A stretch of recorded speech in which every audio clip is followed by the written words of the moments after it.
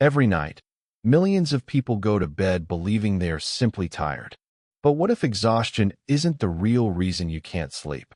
What if the moment you finally stop answering emails, stop scrolling, stop solving everyone else's problems, is the exact moment your real life begins trying to reach you? Maybe you've noticed it.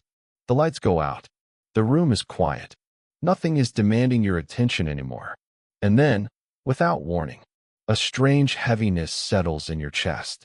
Not panic, not sadness, just a feeling that something inside you has been waiting all day for this exact moment.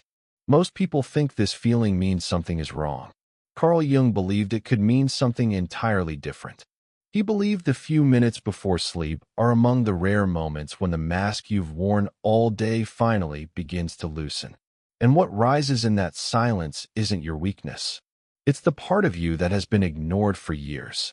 Stay with me until the end, because understanding what happens during these quiet minutes may completely change the way you understand yourself, and perhaps even change the person you become tomorrow morning. When the ego grows quiet, something deeper begins to speak. Night is deceptive. From the outside, almost nothing seems to happen. The house becomes still. The conversations end. The world slowly disappears into darkness. But inside the human mind, an entirely different world begins to awaken. Throughout the day, you've been performing. Perhaps you were the dependable coworker, the patient parent, the supportive partner, the confident professional, or simply the person who keeps smiling because explaining the truth would take too much energy. Most people become so skilled at playing these roles that they eventually mistake them for who they really are. But the mind has remarkable patience. It never argues with the performance. It simply waits. And every evening, when your energy fades and your attention softens, it quietly opens a door that remained closed all day. Jung described the ego as the part of us that helps us function in ordinary life. Without it, we couldn't organize our thoughts, meet responsibilities, or navigate society. The ego is necessary, but it also has a difficult job. To preserve a stable identity, it constantly decides which emotions deserve attention and which must be pushed aside. The disappointment you never admitted, the anger you swallowed because it wasn't appropriate, the grief you postponed because life kept demanding another deadline, the quiet longing for a different life that you convinced yourself was unrealistic. None of these disappear. They simply move below the surface. Imagine trying to hold dozens of beach balls underwater. For a while, your strength is enough, but every minute requires more effort. Eventually, your arms begin to shake. One ball slips free, then another. The unconscious works in much the same way. During the day, endless activity helps keep everything beneath the surface. Meetings, traffic, notifications, deadlines, conversations. Noise becomes a kind of protection. As long as your attention is constantly occupied, you rarely notice the emotional weight you're carrying. Then night arrives. The phone is finally face down. The television goes silent. The conversations end. And suddenly, there is nothing left between you and yourself. That uncomfortable feeling many people experience before falling asleep isn't necessarily created in that moment. It was already there. Silence simply removed everything that had been covering it. This is why some of the strongest people often struggle the most when they're finally alone. During the day, they appear calm, capable, reliable. Everyone assumes they've mastered life. Yet when darkness fills the room, they lie awake staring at the ceiling, unable to explain why an emptiness has quietly appeared. Nothing terrible happened that day. No crisis.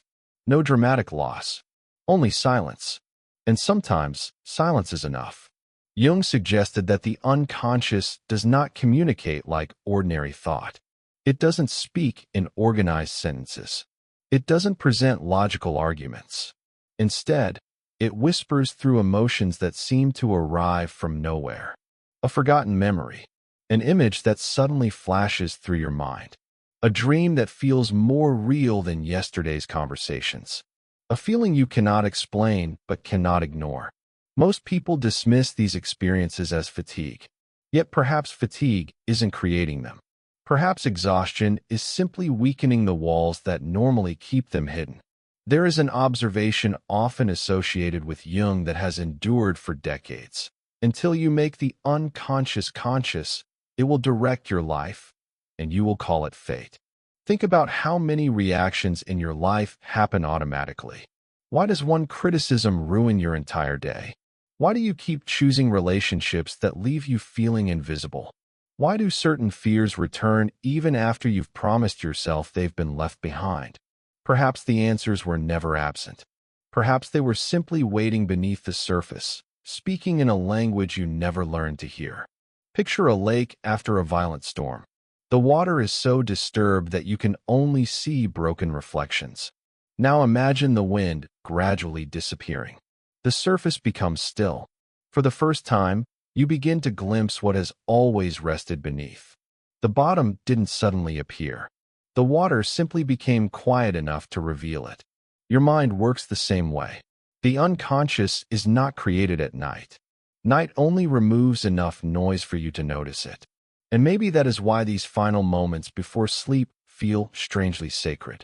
Not because they make you weaker, but because they leave you with nowhere left to hide. The world no longer needs anything from you. Your reputation cannot protect you. Your achievements cannot comfort you. Your routines cannot distract you. Only you remain. And perhaps, for the first time all day, the person you've been trying so hard not to meet is finally sitting beside you in the silence. That realization is not the end of the journey. It is only the first door. Because once you understand that the voice appearing at night is not your enemy, you begin asking a far more important question. If that hidden part of me has been speaking every night, what exactly have I been carrying into tomorrow without ever realizing it? Once you realize that the quiet voice before sleep is not your enemy, another question begins to surface. If the unconscious has been listening every night, what has it been learning about you? Most people believe that morning gives them a fresh beginning, another sunrise, another chance, another opportunity to become someone different. But have you ever noticed something strange? Sometimes you wake up already carrying a weight you cannot explain. Nothing terrible happened overnight. No bad news. No argument. No disaster. Yet before your feet even touch the floor, something inside already feels tired, as if the day has inherited a burden that never belonged to it. Then there are mornings that look exactly the same. The same alarm. The same responsibilities. The same unfinished problems waiting outside your bedroom door. Yet somehow, breathing feels easier. Hope feels closer. You haven't solved your life, but life somehow feels more possible. Why? Perhaps because morning doesn't create your inner world. It reveals the one you quietly carried through the night. Jung often suggested that the unconscious does not experience life the way the conscious mind does. For us, one day ends and another begins. For the unconscious, there is only continuity. No midnight. No reset button. Only one long conversation that never truly stops. Every disappointment left unspoken. Every grief postponed because there wasn't enough time. Every fear covered by another busy day continues flowing beneath awareness. Imagine writing yourself a letter every night. A letter filled with everything you never allowed yourself to say. You fold it carefully, place it inside a wooden box, close the lid, and promise yourself you'll read it someday. But tomorrow comes, then another tomorrow. Soon the box is overflowing. Years pass. One day you try to lift it, and you're surprised by how impossibly heavy it has become. That is how emotional weight is often created, not through one devastating moment, but through thousands of feelings that were quietly postponed. This may explain why so many people feel trapped inside the same emotional life. Different jobs, different cities, different relationships, yet the same invisible sadness quietly follows them. Not because life refuses to change, but because every night they unknowingly hand the unconscious the very same unfinished story. The unconscious doesn't ask whether that story is fair. It doesn't decide whether it is true. It simply becomes familiar with it. And familiarity has extraordinary power. Think of someone who has lived beside railroad tracks for 20 years. The first night, every passing train shakes the walls. Months later, the sound becomes softer. Years later, they barely notice it at all. The trains never stopped. The mind simply accepted the noise as part of reality. Our emotional lives work in much the same way. Carry anxiety into sleep often enough, and anxiety slowly begins to feel ordinary. Carry loneliness long enough, and loneliness quietly starts feeling like home. Not because it belongs there, but because the mind has mistaken repetition for truth. Perhaps that is why change feels so difficult. It isn't always because we resist happiness. Sometimes, we have simply become loyal to what is familiar, even when what is familiar hurts us. Dreams become important here, not because every dream predicts the future, and not because every symbol has one fixed meaning, but because while your conscious mind finally rests, the deeper conversation continues. The mind keeps connecting memories, untangling emotions, searching for balance in ways logic never could. Whether you remember your dreams or forget them the moment you wake, that silent work continues. Maybe this is why tomorrow is shaped less by what you accomplish today and more by what you leave emotionally unfinished tonight. Sit with that thought for a moment. How many nights have you fallen asleep telling yourself, "I'll deal with it later"? How many feelings have quietly followed you into another sunrise, simply because they were never acknowledged? Healing may begin much more quietly than we imagine. Not with forcing yourself to think positively, not with pretending everything is okay, but with one moment of complete honesty. Before you fall asleep tonight, don't ask yourself who you wish you were. Ask yourself only this: what is truly alive inside me right now? No performance, no correction, no judgment, only recognition. Maybe the answer is grief, maybe relief, maybe anger, maybe gratitude mixed with fear, maybe something you cannot even name. That is enough, because the moment an emotion is honestly seen, it no longer has to fight so desperately to be noticed. It may remain, but it no longer rules from the shadows. You have finally turned toward it. Little by little, night after night, you stop carrying yesterday into every tomorrow. And when that begins to happen, you don't simply wake up feeling different. You begin waking up as someone different. But honesty has an unexpected consequence. The moment you stop running, the silence becomes deeper. And in that silence, something else finally steps forward. Not peace, not relief, but the part of yourself that has been patiently waiting in the dark all along. There is something almost everyone has experienced, yet almost no one talks about. And it only happens when everything else finally goes quiet. You finally finish everything. The dishes are done. The emails have been answered. The television is off. Your phone slips from your hand. The room becomes completely still. And for one brief moment, the world stops asking anything of you. Then it happens. A memory you haven't thought about in years. A conversation that ended long ago. A mistake you believed you had forgotten. A feeling you cannot name. It arrives without permission. Most people respond the same way. They reach for something. Another video. Another song. Another notification. Another reason not to stay where they are. Not because they are weak. Because silence can feel unbearable. Have you ever wondered why? Why is it so difficult to simply lie still?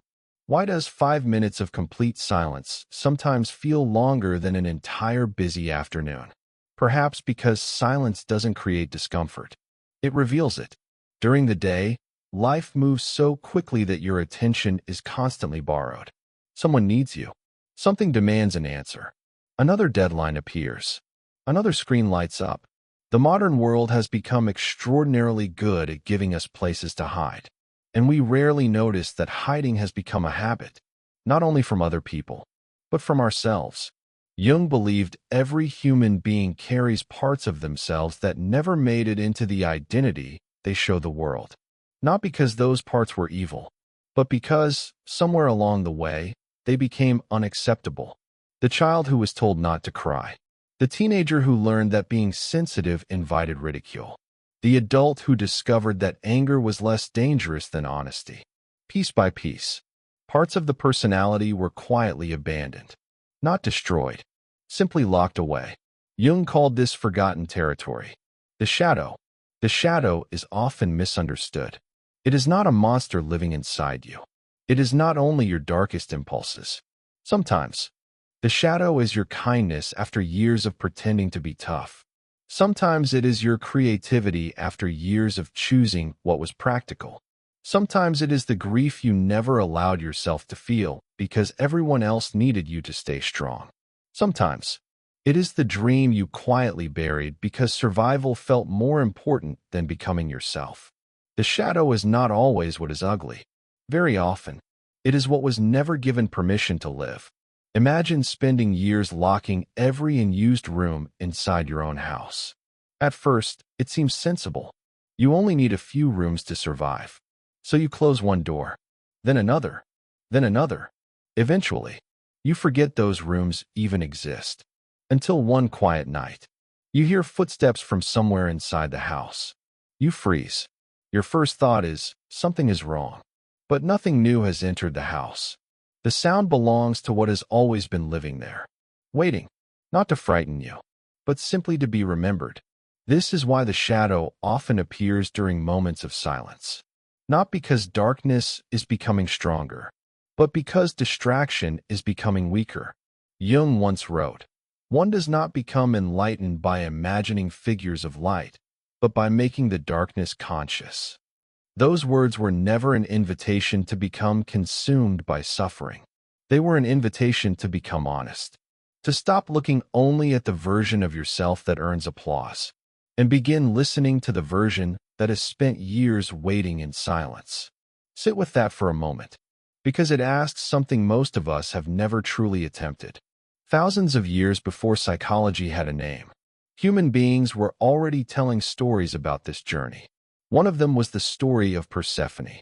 She descended into the underworld, not because she was weak, not because she had failed, but because some parts of life can only be understood after we descend beneath the surface. She did not return unchanged. She returned transformed, not because darkness made her harder, but because it made her whole. Perhaps that is why these stories have survived for thousands of years. They remind us that the places we fear entering within ourselves are often the very places where our deepest growth quietly begins. And perhaps this is exactly what happens every night before sleep. When the noise finally fades, the mind naturally turns inward. Nothing inside you is breaking. Something that has been waiting all day is finally being allowed to move. Old memories begin finding one another. Unfinished emotions reconnect. Scattered pieces of your inner life slowly recognize each other again. This is not failure. It is integration. Perhaps this is why so many people are afraid of doing absolutely nothing. Because underneath the silence, someone has been waiting. Not a stranger, not an enemy. The version of you that quietly disappeared, while everyone applauded the person you became. The one who learned to smile instead of speaking, to achieve instead of grieving, to perform instead of belonging. If you have ever felt strangely anxious on a peaceful evening, perhaps you were never afraid of silence. Perhaps you were afraid of finally hearing yourself. And yet, there is a remarkable paradox. Whatever remains unseen quietly learns to speak through your choices, through your relationships, through the fears you call personality, through the life you eventually call fate. The shadow does not disappear because you fight it. It softens because, for the first time, it has been seen. You don't have to solve it tonight. You don't have to understand every emotion. You don't have to force forgiveness. Sometimes the bravest thing a person can do is remain seated in the quiet, long enough to whisper, "This, too, is part of me." Those 7 words may not change your life overnight, but they begin changing the relationship you have with yourself. And every lasting transformation begins exactly there. Because once the shadow no longer needs to hide, it no longer needs to speak through your life. And in that stillness, something begins to change, not only in how you feel tonight, but in the image you carry of yourself into tomorrow. Because the person you believe yourself to be, in these final quiet moments before sleep, is quietly becoming the person who will open their eyes in the morning. There is one final thing that remains awake after the world has gone to sleep. Not your thoughts. Thoughts come and go. Not your plans. Tomorrow will change most of them anyway. What remains is the image you carry of yourself. Most people never notice it, because it is almost never spoken aloud. It lives underneath language. It hides beneath habits. It quietly colors every decision long before a decision is ever made. Perhaps this is why two people can walk through the very same storm and become completely different human beings because of it. One walks away believing, life keeps proving I'm not enough. The other quietly whispers, this hurt me, but it is not the whole of who I am. The event is the same. The story becomes different. And eventually, the story becomes the person. Jung believed the unconscious speaks primarily through symbols and images rather than logical explanations. Long before we explain ourselves with words, we have already imagined ourselves in a particular way. Some people carry the image of a survivor. Some carry the image of a burden. Some unknowingly carry the image of a child who is still waiting to be chosen. Others spend decades carrying an image that never truly belonged to them. An image inherited from parents, from teachers, from disappointment, from one painful sentence spoken years ago by someone who has long since forgotten saying it. You're too sensitive. You'll never be enough. Stop dreaming. The voice disappeared. The image remained. And images are patient. Imagine learning to write with a pair of glasses that quietly distort everything you see. Day after day, year after year, you stop noticing the distortion. You simply assume the world really looks that way. Then one day, someone gently removes the glasses. Nothing outside has changed. Only now, you are seeing clearly for the first time. Our inner image works in much the same way. It quietly shapes what we believe is possible, what kind of love we think we deserve, what opportunities we dare to pursue, what future feels believable. Without realizing it, we spend years living inside an image we never consciously chose. And this is why the quiet moments before sleep matter so deeply. Because when the world finally grows still, that hidden image slowly rises to the surface. Not the image you post online, not the one your coworkers know, not even the one you repeat to yourself during the day. The one your deepest self has been carrying all along. Sometimes it appears as a dream, sometimes as a single memory, sometimes as a face, a doorway, a child standing alone, an endless road disappearing into the horizon. The unconscious rarely argues. It simply paints. Jung devoted years to studying dreams not because he believed they predicted the future, but because they revealed the hidden landscape of the present. A dream is less like a prophecy and more like a mirror, not showing you who you should become, but revealing who has quietly been living inside you all along. Perhaps that is why certain dreams never leave us. Not because they were strange, but because they were honest. Every night, before sleep quietly carries you away, the mind places one final image before you, an image that lingers long after conscious thought has disappeared, like the last note of a song, still echoing after the music has ended. You may never remember it the next morning, but some part of you does. And little by little, night after night, that image becomes the lens through which tomorrow is experienced. Real transformation does not begin by inventing a better image. The unconscious cannot be deceived by performance. It begins when the false image slowly loses its authority, and something more authentic quietly takes its place. Perhaps the frightened child was never your deepest identity. Perhaps the exhausted achiever isn't either. Perhaps neither the hero nor the failure is the whole story. There may be something underneath both. Something quieter, something older, something that has been there all along, waiting for you to remember it. So tonight, before sleep gently closes your eyes. Don't ask, who do I want to become? Ask instead, who have I quietly believed myself to be all these years? Because that answer has been shaping your life far longer than you realize.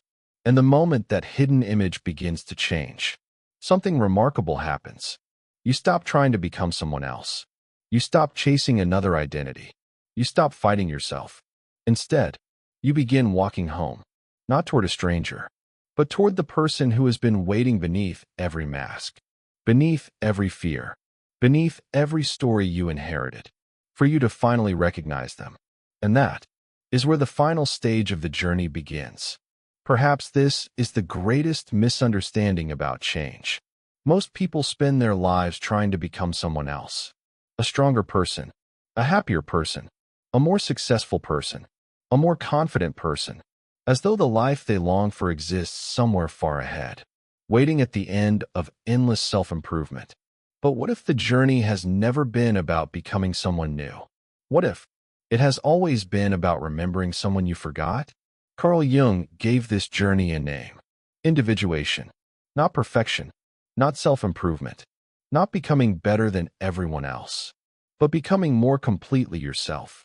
It is one of the simplest ideas Jung ever expressed, and perhaps one of the most difficult to truly live, because the world rarely rewards authenticity at first.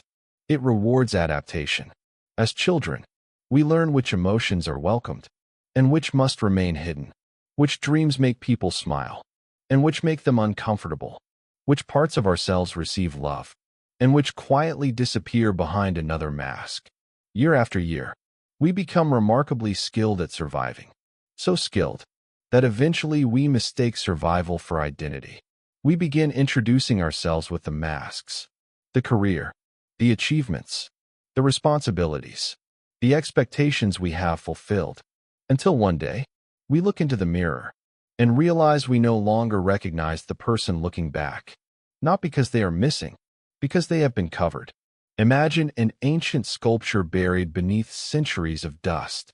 People walk past it every day. Some believe it is only a broken stone.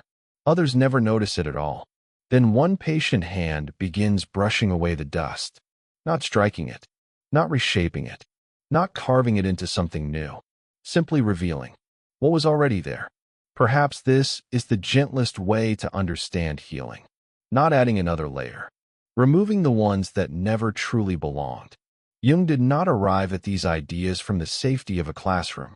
He earned them in the most personal way imaginable. After his painful break with Freud, the certainty that had guided much of his life suddenly disappeared. The theories that once gave him confidence were no longer enough. For years, he entered a period of profound inner uncertainty. Instead of running from the strange dreams, visions, and emotions that emerged, he began recording them, drawing them, questioning them, following them wherever they led. Those private journals would later become known as the Red Book. They were never written as a manual for the world. They were one man's attempt to understand the hidden landscape of his own soul. Perhaps that is why Jung's work still speaks to people today. Not because he claimed to have escaped the darkness, but because he was willing to walk through it without looking away. And in doing so, he discovered something extraordinary. The deepest parts of the human mind are not conquered by force. They are transformed through relationship. Perhaps every one of us is invited to make that same journey, not by writing books, not by withdrawing from the world, but through the countless quiet evenings when no one is watching, when there is no audience to impress, no role to perform. Only one honest question: who am I when nothing is expected of me? The answer rarely arrives all at once. It appears quietly, in the choices you no longer make, in the apologies you no longer owe, in the boundaries you finally allow yourself to keep, in the strange sense of peace that comes from no longer pretending. Transformation rarely announces itself. It happens so slowly that one morning, you simply notice something is different. The criticism that once shattered you now passes through without taking your peace. The silence that once frightened you now feels like an old friend. The dream you abandoned years ago begins knocking gently at your heart once again.